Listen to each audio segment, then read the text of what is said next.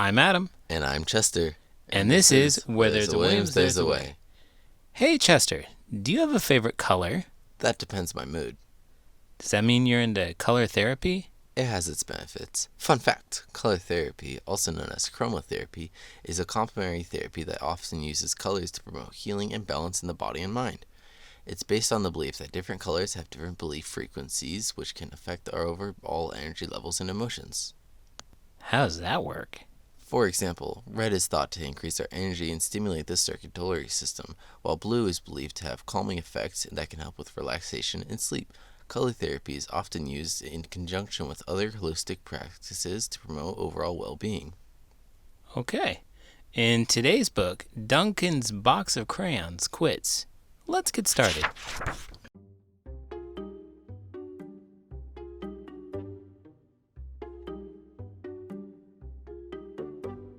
The Day the Crayons Quit by Drew Daywalt. Pictures by Oliver Jeffers.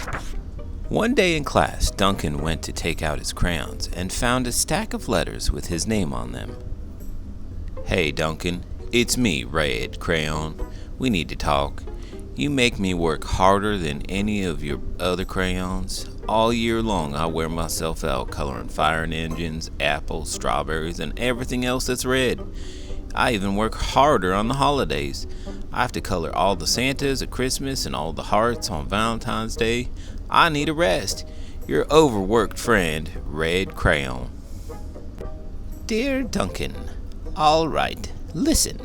I love that I'm your favorite crayon for grapes, dragons, and wizards' hats, but it makes me crazy that so much of my gorgeous color goes outside the lines. If you don't start coloring inside the lines soon, I'm going to completely lose it. Your very neat friend, Purple Crayon. Dear Duncan, I'm tired of being called light brown or dark tan because I'm neither. I'm beige and I'm proud. I'm also tired of being second place to Mr. Brown Crayon. It's not fair that Brown gets all the bears, ponies, and puppies, while the only thing I get are turkey dinners if I'm lucky, and wheat.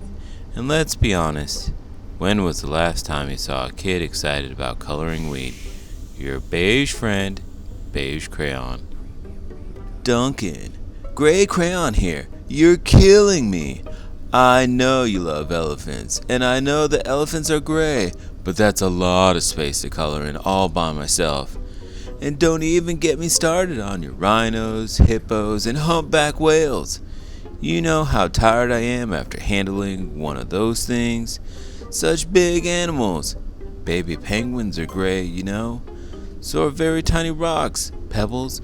How about one of those once in a while to give me a break? Your very tired friend, Gray Crayon. Fun fact, colors have a fascinating effect on our minds and emotions. That's basically the same thing you were saying earlier. For example, colors like red, orange, and yellow tend to evoke feelings of energy, passion, and happiness. They also stimulate appetite, which is why you often see them in restaurants. Oh, like McDonald's, KFC, Pizza Hut, Burger King. Exactly. On the other hand, cool colors like blue, green, and purple have a calming effect that promote feelings of tranquility and relaxation. That's why you often see these colors in spaces meant for rest and reflection, like bedrooms or meditation areas. Blue is commonly used by tech companies as it's associated with trust, reliability, and intelligence. Green is often chosen by eco-friendly or sustainable businesses as it represents nature and environmental consciousness. Dear Duncan, you color with me, but why? Most of the time I'm the same color as the page you're using me on, white. If I didn't have a black outline, you wouldn't even know I was there. I'm not even in the rainbow.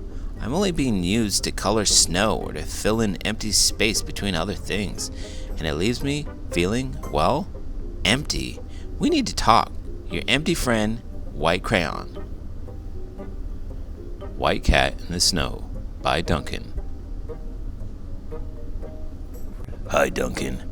I hate being used to draw the outline of things that are colored in by other colors, all of which think they're brighter than me. It's not fair when you use me to draw a nice beach ball and then fill in the colors of the ball with all the other crayons. How about a black beach ball sometime? Is that too much to ask?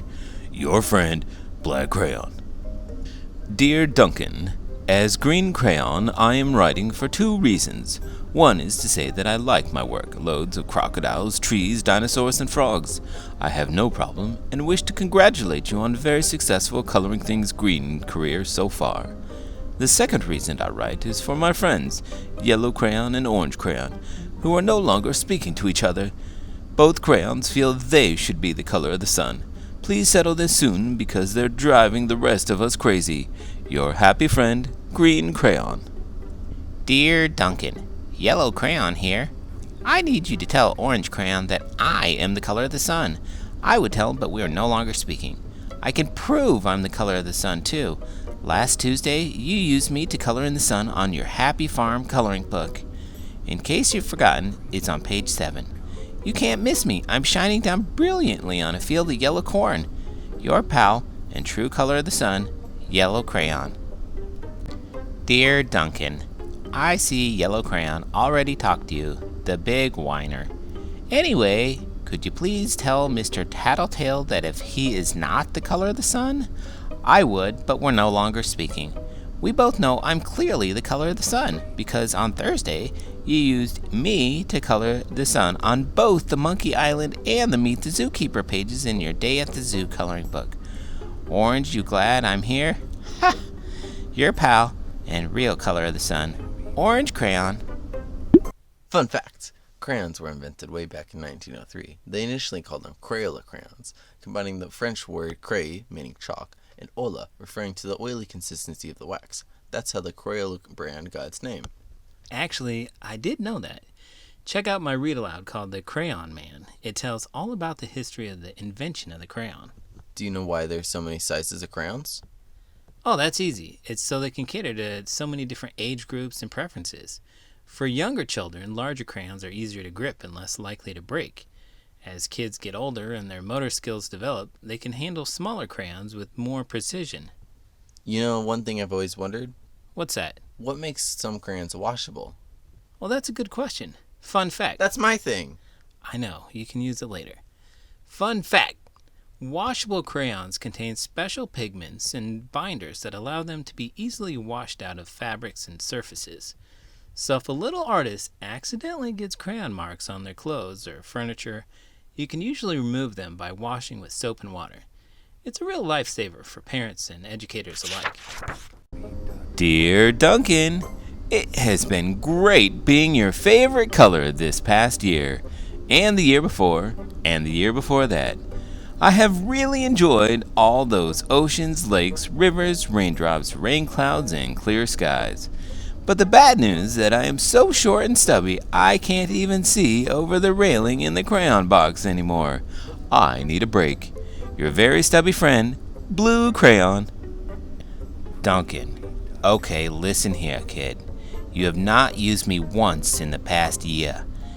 It's because you think I'm a girl's color, isn't it? Speaking of which, please tell your little sister I said thank you for using me to color in her Little Princess coloring book. I think she did a fabulous job of staying inside the lines. Now, listen to us. Could you please use me sometime to color the occasional pink dinosaur or monster or cowboy? Goodness knows they could use a splash of color. Your unused friend, Pink Crayon. Hey Duncan, it's me, Beige Crayon.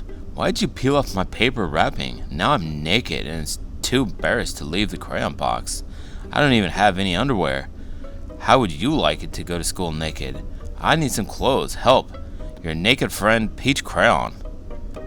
Well, poor Duncan just wanted to color. And of course he wanted his crayons to be happy. And that gave him an idea. When Duncan showed his teacher his new picture, she gave him an A for coloring. And an A+ for creativity. So, basically this story is about inclusion. That's right. Nobody likes being picked last. Or not picked at all. Everyone wants to be included, but it's okay to have your favorites. Crayons or best friends. Or favorite teachers? Or favorite kids. Maybe not that one. I think that the lesson is that people want to be included, and have a bit of time that they're recognized. So call up that friend you haven't talked to in a while. Or pull out that old toy, And every once in a while, invite all your friends to a party. like a birthday party, Or an ugly Christmas sweaty party. or Oktoberfest, Are we just going to keep listing party themes now?